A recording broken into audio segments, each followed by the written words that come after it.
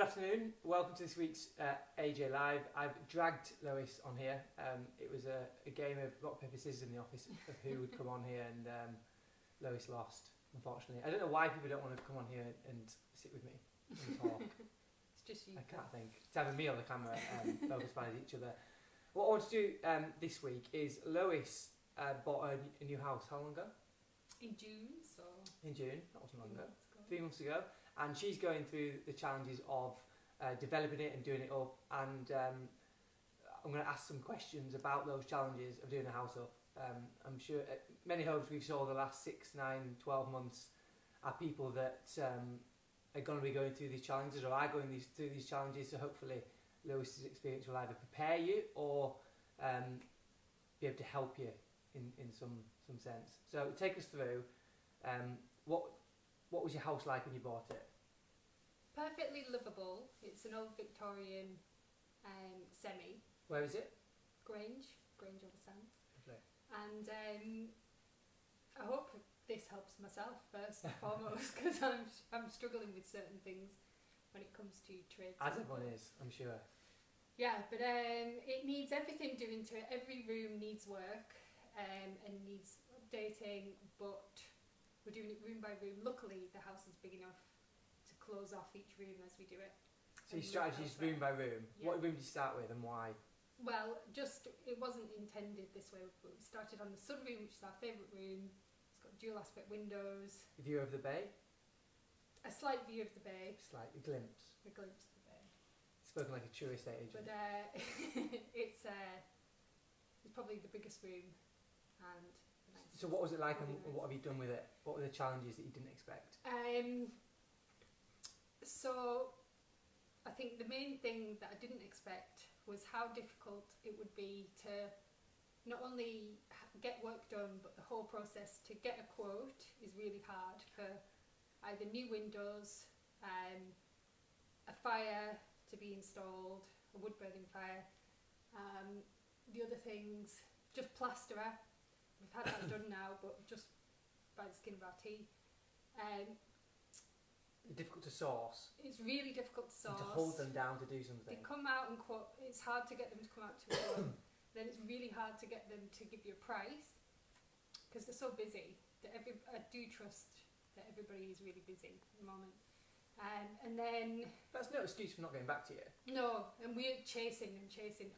Whether it's the plumber, the plasterer, what it was, the joiner for the new window, everybody were chasing. So where did you go, what was the fireplace like, why did you want to change it, and where did you go? It was a gas one, or it might have even been electric, so we've taken that out. One you see in your nan's house? Yeah, it was hideous. Somebody bought it though, so I shouldn't say too much. You might have bought it 40 years ago though, it was alright. But just needed updating. Did you go put in a log burner? Yeah, so we've plastered, created the gas. And who would install that? Well, we've had a quote from somebody, and let's see if they'll get back to us. So. Okay, so what's your next room you're going to do, and why? The kitchen. I'm going to knock through to the dining room, so to make a big family space. And who do you need to do that? A structural engineer. Kevin is very capable. My partner Kevin is capable, but he hasn't got the time or the energy. That's what he says. He's not capable, really. But so we need. So you need a structural engineer. Structural engineer. We'll need building regs to sign it off. Possibly builders, but kitchen fitters for sure. And Plumbers, a kitchen. And I need a kitchen. It's quite a lot of things to think about, isn't it?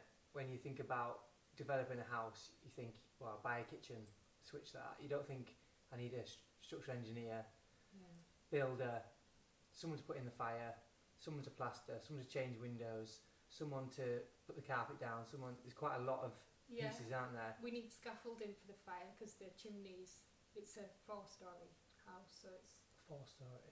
And in terms of budget, how far off budget have you gone? Gone over or under in terms of rooms? It's hard to say because we've just... Oh, in terms of rooms? Yeah. First we were massively over budget. Do you expect that to continue? Yes. Yeah. I'm going to run out of money very soon. So if someone was watching that is planning on doing this, how what costs did you not budget for?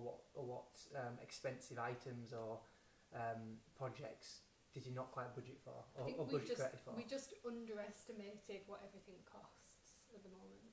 So Like? really, I should have done. So we've got a large bay window. It's like a box bay window, and I thought for a real wood sash window, double glaze obviously. I thought it might be about 5,000 to 7,000, but the quotes are 8 to anything between 8 and 12. Wow. For one window. For one window. It's a big one, but it's for one window. Yeah. I know. Exactly. Right. Shocking, isn't it? Yeah. So is that the biggest thing that's made the biggest difference? The window. In that room, yeah. And right, okay. And is that have you completed that room, or is that No, have you completed any rooms yet? No. Right.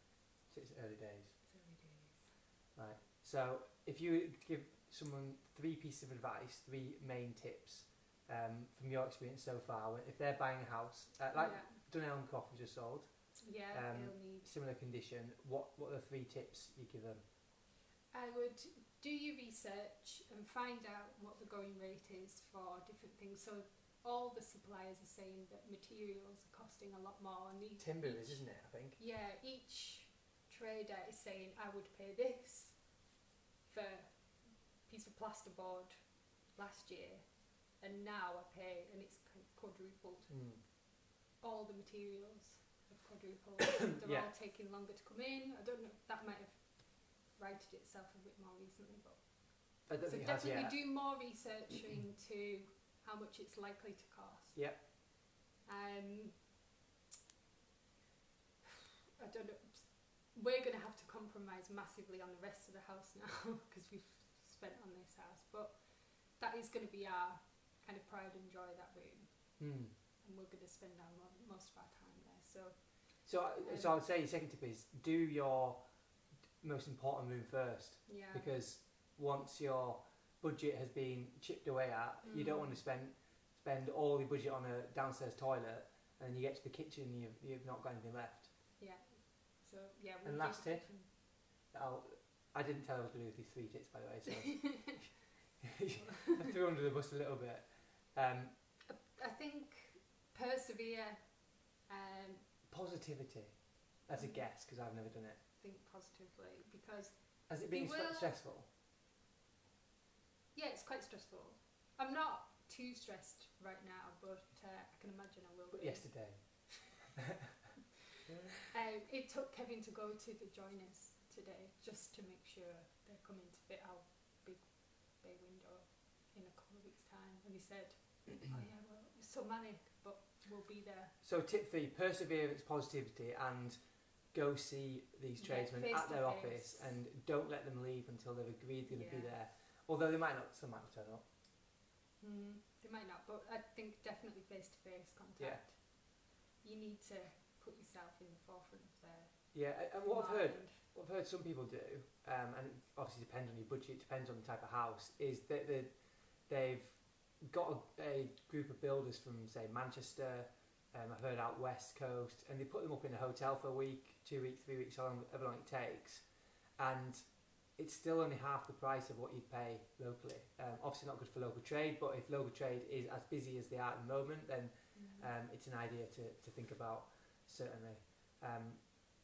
But yeah, thank you for sharing that. I hope that helps somebody out there that's thinking about developing a house, and maybe we've put them off forever. I'm sure the end result will be amazing, and you'll forget. It's like I'll share some pics on a future AJ. Some before. This is easy for me to say, but I'm sure it's like giving birth, where you forget the pain and you just enjoy the. You forget the no sleep, and you enjoy checking Disneyland when the 3 or 4, and hopefully it'll be the same. You'll forget all your budgets and the 12 grand window, and enjoy looking out of it. Yeah. Thank you very much. Any questions you need to fire at Lois, please feel free, and we'll see you next week.